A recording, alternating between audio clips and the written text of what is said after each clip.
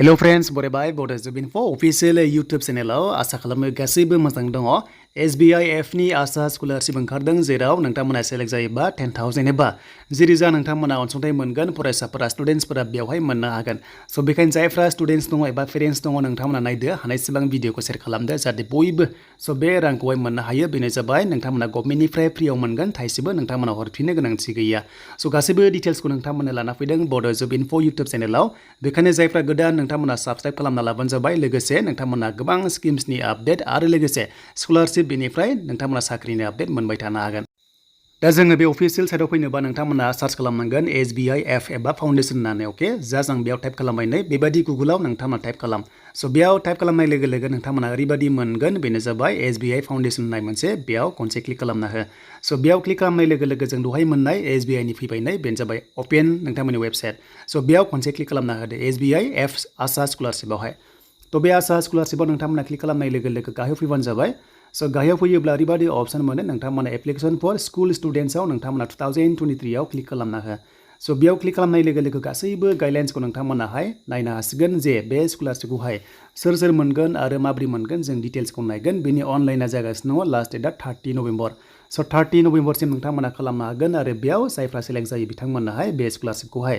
10,000 रांखौहाय सरकारनिफ्राय होनाय जागोन फ्रियावनो नोंथांमोनाहाय मोननो हागोन स' बेखायनो जों गासैबो A to Z जोङो डिटेल्सखौ नायनोसै गोबाव खालामा आं बेखायनो बेयाव खनसे क्लिक खालामबाय स' बेयाव क्लिक खालामनाय लोगो लोगो नायदो नै स' नोंथांमोना ओरैबायदि मोनसे मोनदों बेनो जाबाय 10,000 10,000 नोंथांमोना मोननो हागोन अके 10,000 मोननो हागोन आरो बेनो जाबाय स्टुडेन्ट्सफोरा जाहैबाय स' क्लास 6 निफ्राय क्लास 12 सिम नोंथांमोना बेवहाय मोननो हादों दा बेनिफ्राय 10,000 गासैबो मोननो हागोन जायफ्रा सेलेक्ट जायो बेयाव माबायदि सेलेक्ट खालामगोन गासैबो डिटेल्सआ दङ नोंथांमोना भिडिअखौ नायलांबाय था अब्लानो बुजिगोन दा बेयाव नोंथांमोना क्लास 6 निफ्राय 12 सिम नोंथांमोना मोननो हागोन आरो जायफ्रानोखि बेखिनियाव फरायनाय दङ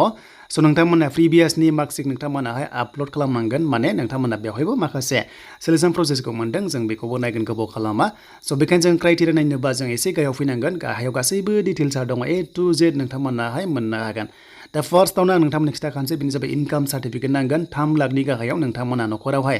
आरजिनाय जानांगोन अब्लासो मोननो हागोन बेखायनो इनकाम सार्टिफिकेटनि प्रुफ हिसाबै आपल'ड खालामनांगोन एन्ड नोंथांमोनाहाय ओरैबायदि नोंथांमोना लास्ट प्रिभियास एकाडेमिकआव नोंथांमोना 75% मोननाय जानांगन अके स' नोंथांमोननि मार्कशिटआ 75% मोननाय जानांगोन अब्लासो बेवहाय मोननो हागोन नोंथांमोना सेलेक्ट जागोन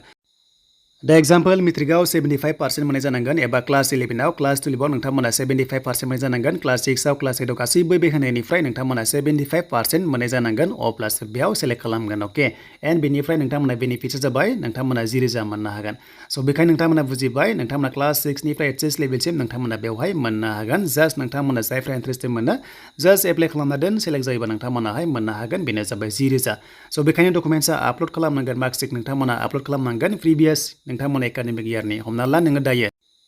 क्लास 10 फरायगासिनो दङबा क्लास 9निखौहाय नोंथांमोनाहाय साबमिट खालामनांगोन थिग बेबायदि नोंथांमोना मेट्रिक पास जाबायबा स' नोंथांमोनाहाय मेट्रिक पासनिखौ नोंथांमोना जाहाथे होयो जुदि नोंथांमोना कलेजाव दायो HS लेभेलाव फरायगासिनो दङबा स' बेनो एन्ड बेनिफ्राय आधार कार्ड नोंथांमोना आपल'ड खालामनांगोन जुदि गैयाब्ला पेरेन्ट्सनाबो जागोन एन्ड बेनिफ्राय नोंथांमोना मा खालामनांगोन एडमिसन फिस एबा एडमिसन लानाय प्रुफ हिसाबै नोंथांमोना बेखौहाय स्लिपखौहाय नोंथांमोनाहाय मा खालामनांगोन आपल'ड खालामनांगोन स्लिपखौहाय नोंथांमोना अके एन्ड बेनिफ्राय एकाउन्ट डिटेल्सखौ नोंथांमोना होनांगोन जुदि नोंनि गैयाब्ला पेरेन्ट्सनिखौ होबाबो जागोन स' बेनिफ्राय इनकाम सार्टिफिकेटआ आपल'ड खालामथारनांगोन एन्ड बेनिफ्राय फट' गावनि केन्डिडेटनि बेयावहाय स' नोंथांमोनाहाय होनांगोन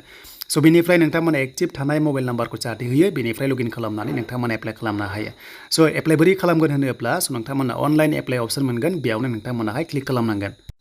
दा जोङो क्लिक खालामबाय नालाय जों मा खालामनांगोन फार्स्टआव जोङो रेजिस्टार खालामनांगोन मानोना जों गोदान हिसाबै जों मा खालामनांगोन जोङो जाबाय रेजिस्टाराव खनसे क्लिक खालामनाय लोगो लोगो पेजआ बेबायदि लडिं जासिगोन अके एन्ड बेनिफ्राय स्टुडेन्ट फार्स्ट नेमाव नोंनि नामखौ होदो बेनिफ्राय लास्ट नामाव नोंनि टाइटेलखौ होदो फन नाम्बारखौ होदो